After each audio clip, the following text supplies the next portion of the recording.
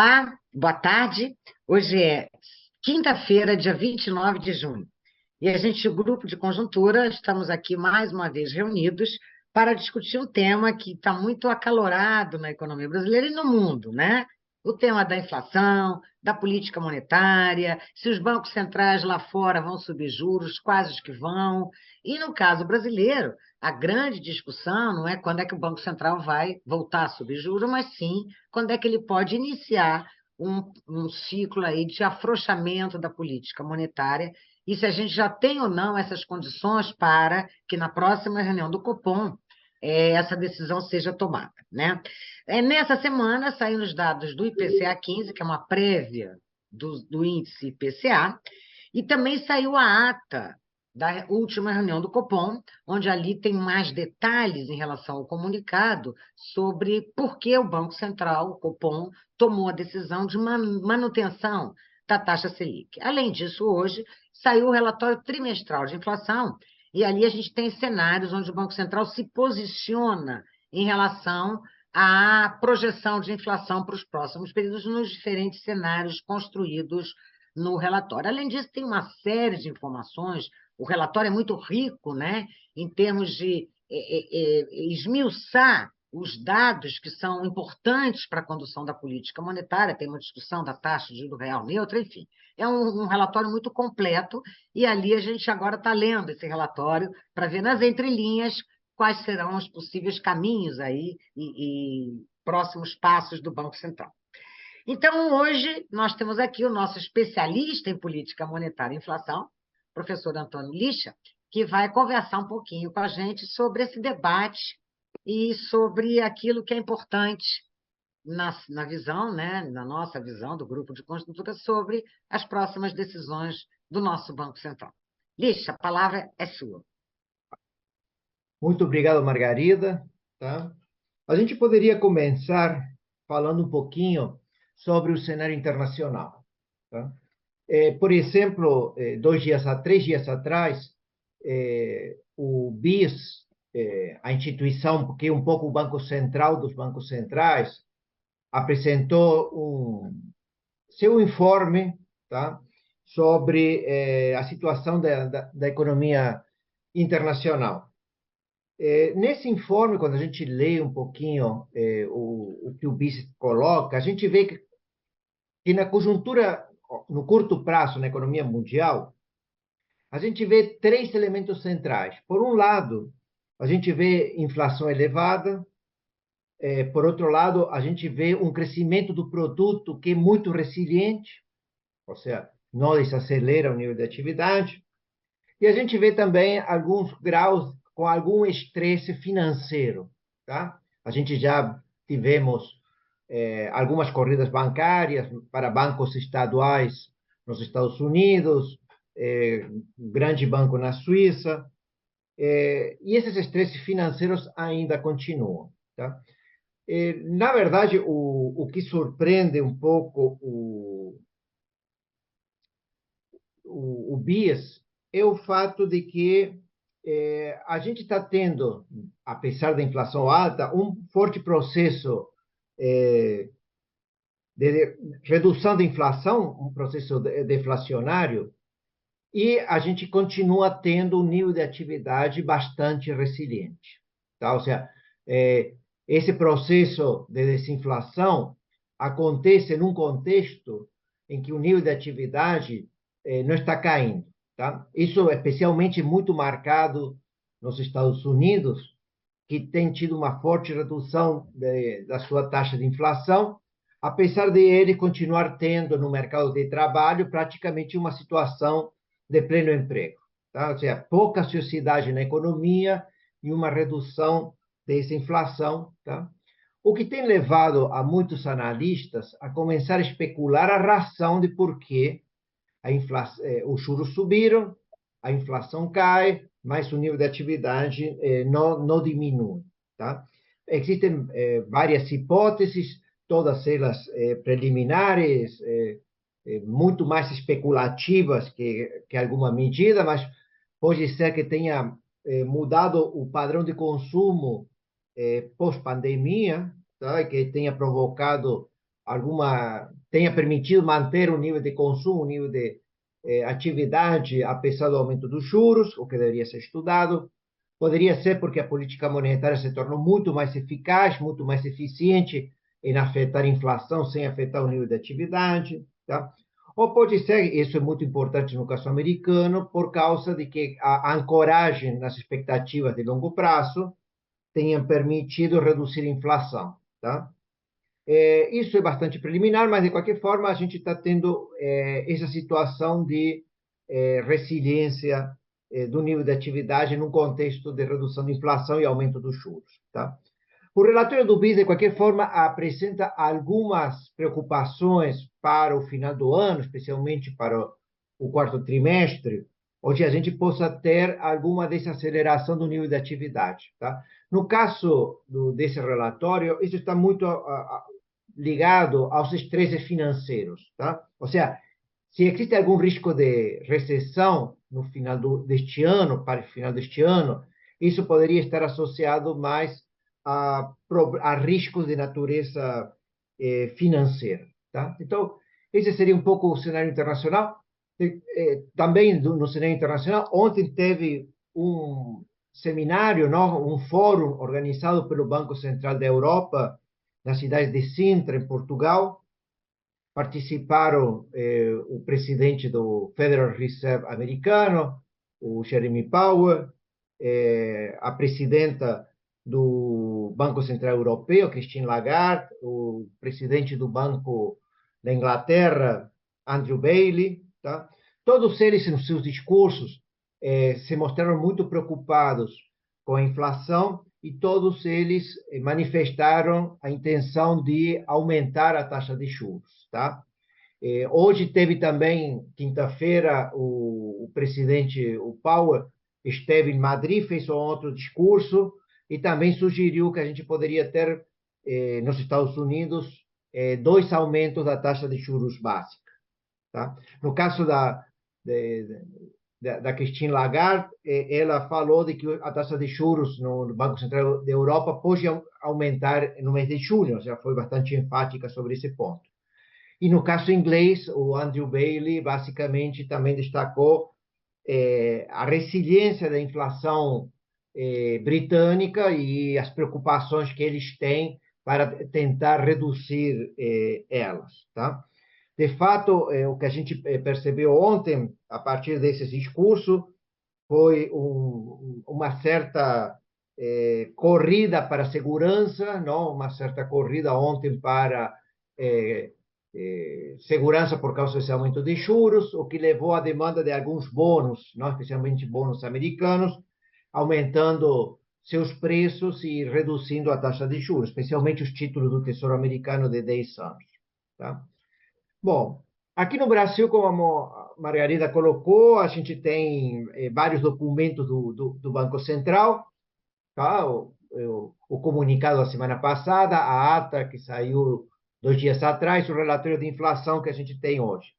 Quando a gente olha esses documentos, só para dar um pequeno resumo, a gente vê que existe um conjunto de indicadores, um conjunto de quesitos que são abordados pela política monetária, tá? Um pouco na hora de colocar suas coisas. Esses quesitos são bastante conhecidos, eu vou passar rapidamente por eles e qual seria a sua situação. O primeiro é a ociosidade da economia, tá? A capacidade ociosa que a gente pode ver na economia, a gente pode medir isso através do hiato do produto. No relatório de inflação de hoje, o hiato do produto medido pelo Banco Central para o primeiro trimestre deste ano foi negativo, ou seja, o produto abaixo do produto potencial, 1%. Tá? E ele estima que o hiato do produto no segundo trimestre, não, a estimação preliminar ele vai estar negativo 1,2 e para o final do ano negativo 1,5. Ou seja, deve estar aumentando a ociosidade da economia até o final do ano, nessa estimação do Banco Central. Por outro lado, o PIB, de qualquer forma, a estimação de PIB para este ano, no relatório de inflação do Banco Central, foi 2%, o que significa de que ele espera uma redução do nível de atividade no segundo, terceiro e quarto trimestre, porque o carry-over que a gente tinha no final do primeiro trimestre era 2,4. Então, isso significa uma queda do nível de atividade e um aumento da ociosidade da economia.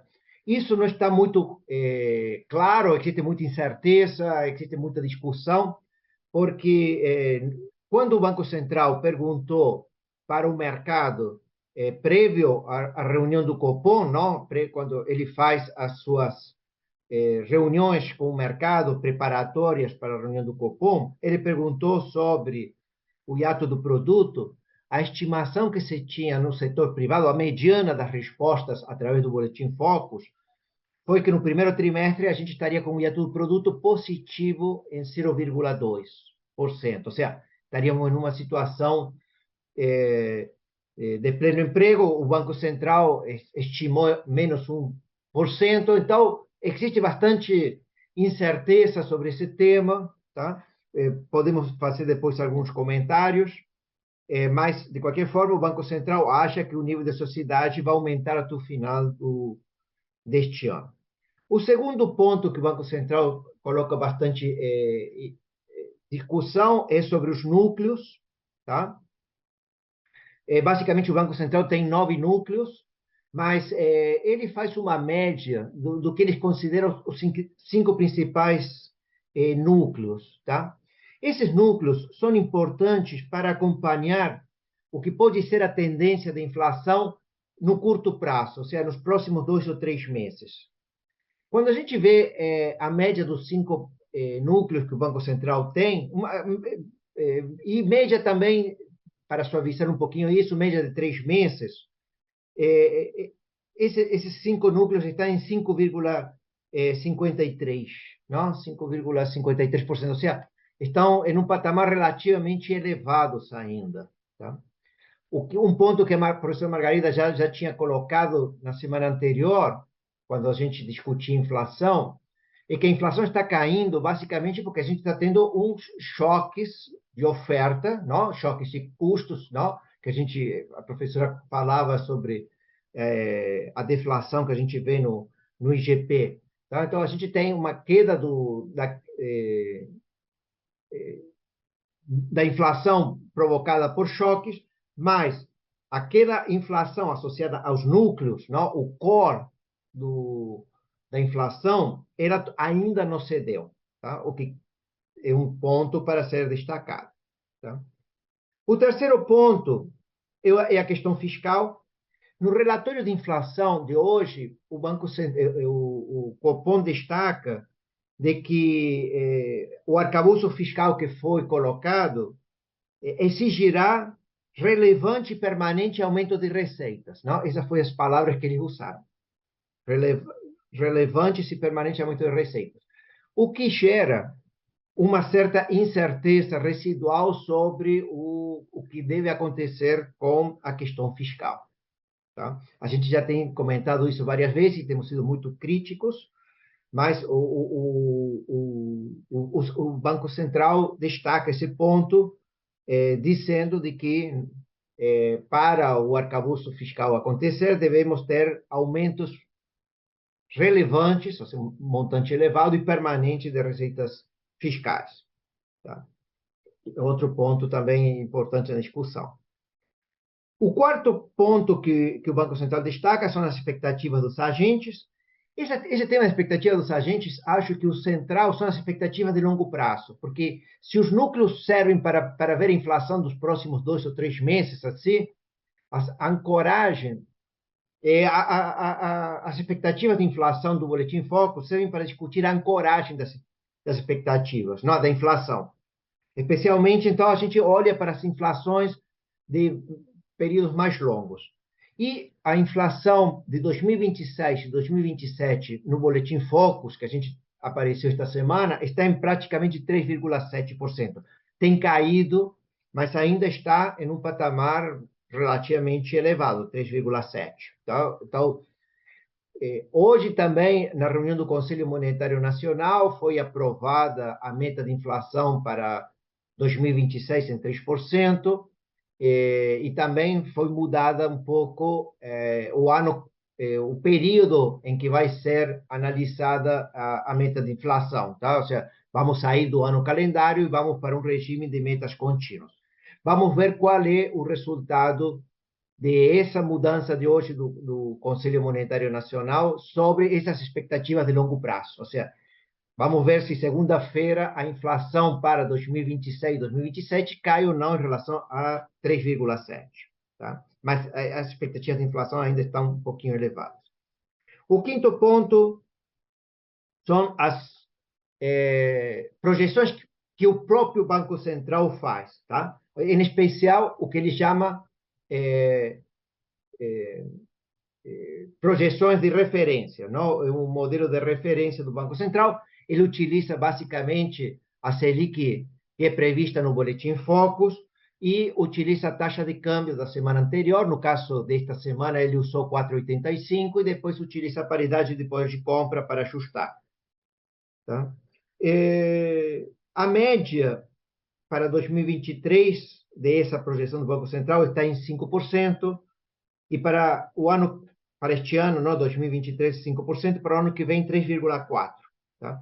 Mas, de qualquer forma, existe 61% de probabilidades de que este ano a inflação fique acima do teto da meta, não? Que é 4,75%. Ou seja, existe 61% de probabilidade de que a inflação fique acima de 4,75% este ano. Tá? Então, a gente vê de que o Banco Central não está tão confortável, não? Porque o hiato do produto ainda vai piorar, mas ainda não existe tanta ociosidade, os núcleos estão um pouco elevados, o fiscal tem incerteza, as expectativas de longo prazo ainda não estão tão bem ancoradas, tá? E ainda o cenário dele para inflação este ano, ano que vem, está um pouquinho elevado. Tá? Os outros dois pontos também são pontos que causam algum desconforto no Banco Central. Tá? O sexto ponto seria a inflação de serviços, tá? Especialmente aquela parte de serviços muito associadas ao ciclo econômico, que o Banco Central chama de inflação subjacente, tá? Onde a inflação parece que vai ser muito lenta. Tá? Hoje, essa inflação subjacente está um pouquinho acima de 6%, mas quando a gente olha para, o Banco Central olha para o ano que vem, final de 2024, ainda vai ser de 4,9%, ou seja, quase 5%. Temos então uma desinflação que vai de 6% este ano, ou neste momento, para 5% no final do ano que vem. Ou seja, a desinflação é lenta porque existe muita persistência nessa parte do setor serviços, não? E o último ponto, que também é relevante para a decisão, é sobre taxa de juros neutra, tá? Ele já tinha antecipado na ata do Copom de terça-feira, e ele tinha colocado um número de 4,5, tá? Neste relatório de inflação, hoje, ele faz um estudo muito grande, ou seja, de várias formas, com várias métricas, com várias metodologias. Vou deixar isso de lado, mas quando a gente olha o resultado de todas essas metodologias, acho que o número que ele coloca é 4,8. Ou seja, em princípio, a taxa de juros neutra estaria no intervalo que vai de 4,5% a 5%. E a média estaria por volta de 4,8%. Tá? Esse número 4,8 foi o número que o mercado tinha apresentado para o Banco Central naquela consulta que ele fez prévia à reunião do mercado. Tá? Então, praticamente hoje, digamos, tanto o mercado quanto o Banco Central estão colocando a taxa de juros neutra em 4,8. Só gostaria de destacar que quando foi feita a consulta para os analistas de mercado, 25% dos analistas de mercado projetaram uma taxa de juros neutra de 5%, ou seja, um pouquinho mais alta.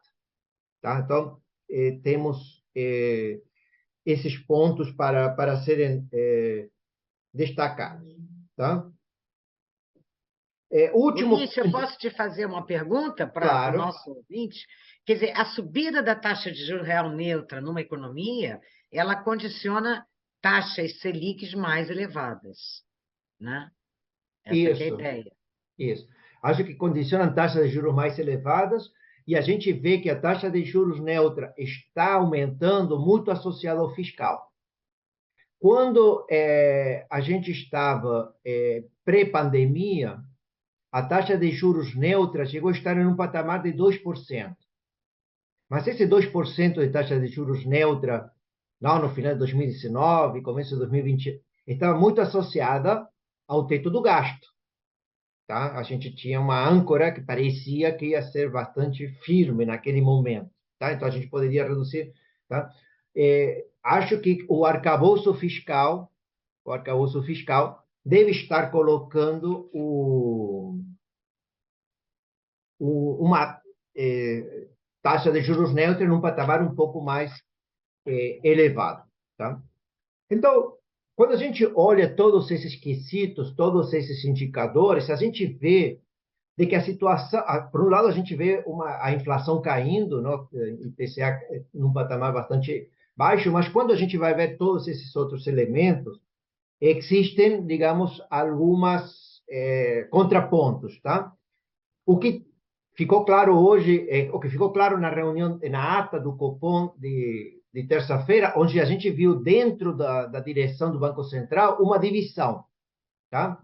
Alguns diretores serão a favor de reduzir a taxa Selic já na próxima reunião de agosto e sinalizar isso, e outros que não são a favor dessa redução e esperar até a reunião de setembro. Então, essas divisões estão dentro do Banco Central, tá? O que também significa, na hora de fazer a comunicação ou a orientação futura, ela fica um pouquinho dividida ou confusa. Por um lado, aparecem palavras como cautela, paciência e serenidade, que são três palavras, cautela, paciência, que indicam que não vai ser reduzida em agosto a taxa de juros Selic. Por outro lado, aparece a palavra de que pode acontecer isso com alguma parcimônia. Então, quando aparece a palavra comportamento parcimonioso, podemos ter uma redução de 0,25. O que está claro, então, que temos divisões dentro do Banco Central, que existe forte incerteza sobre o que fazer, porque existe certo desconforto em relação a uma possível redução. Hoje, o mercado considera que o cenário básico para agosto, para a reunião de 2 de agosto, é uma redução de 0,25. Mas também está claro de que não vai ser uma decisão confortável. Em que sentido? De que esses indicadores que eu fui colocando, que a gente analisa aqui no grupo de conjuntura, mostram que a inflação está caindo, mas não sabemos se ela vai cair de forma permanente, não, e de forma persistente, tá? Ou seja, também o Banco Central destaca de que quando tem um processo de desinflação, existem dois momentos. Um mais simples, em que a redução cai rápido, e quando acontecem choques, que é o que aconteceu, mas depois existe um outro momento, um segundo momento, em que, se não acontecem esses choques que reduzam, a persistência, especialmente a inflação de serviços e o que acontece no mercado de trabalho e com os salários, torna mais difícil reduzir a inflação. Então, pode ser de que a gente possa, no futuro, ter que aumentar os juros. Então, existe certo desconforto. Isso aparece claro na comunicação do Banco Central, tá? E muito se discutiu nos últimos 2 dias sobre a diferença entre o que era o comunicado de quarta-feira passada, retrasado, semana passada, e a terça-feira anteontem. Tá? De qualquer forma, a gente espera de que, como cenário básico, em princípio, que possa ter uma redução dos juros, tá? E provavelmente esperar de que aconteça a reancoragem das expectativas de longo prazo. Vamos ver como que funciona hoje a decisão do Conselho Monetário Nacional, se isso ajuda ou não a reancorar a inflação para 2026, expectativa de inflação para 2026, 2027. Esperemos que os núcleos caiam nos próximos meses e esperar que o hiato do produto siga a trajetória, ou seja, um aumento da ociosidade que o Banco Central está esperando. Tá? Então, o Banco Central está tomando uma decisão, se chega a tomar essa decisão em agosto, um pouco que no escuro, não? Ele vai ter que fazer uma certa aposta, tá? E esperar também que a questão fiscal seja que não depende dele, não depende do Ministério da Fazenda, possa acontecer, tá? Então, mas de qualquer forma, tá? O outro ponto que também, o último ponto que eu gostaria de destacar seria até onde pode ser que aconteça, aqui, ou seja, qual é o final do ciclo da Selic, não? Ou seja, até onde que a gente pode ficar. Se a gente pensa que hoje a taxa de juros neutra é 5%, e que as expectativas de longo prazo são 3%, tá? Então, pode ser que a Selic possa cair, não, do patamar atual de 3,75 até um patamar que possa ir entre 8% e 9%. Tá? Alguns analistas apostam em 9%, outros apostam um pouquinho mais baixo, chegando a 8%. Então, assim que iniciar claro que isso vai demorar muitas reuniões e alguns meses. Ok, Lícia, muito obrigada aí pela aula que você deu para a gente sobre todas essas questões que estão tão debatidas na economia brasileira e no mundo. Então, na próxima semana, a gente estará novamente com vocês para uma nova discussão de política econômica, enfim, de algum fato que tenha nos tornado a semana, tenha tornado assim a cena da semana. Ok? Muito obrigada.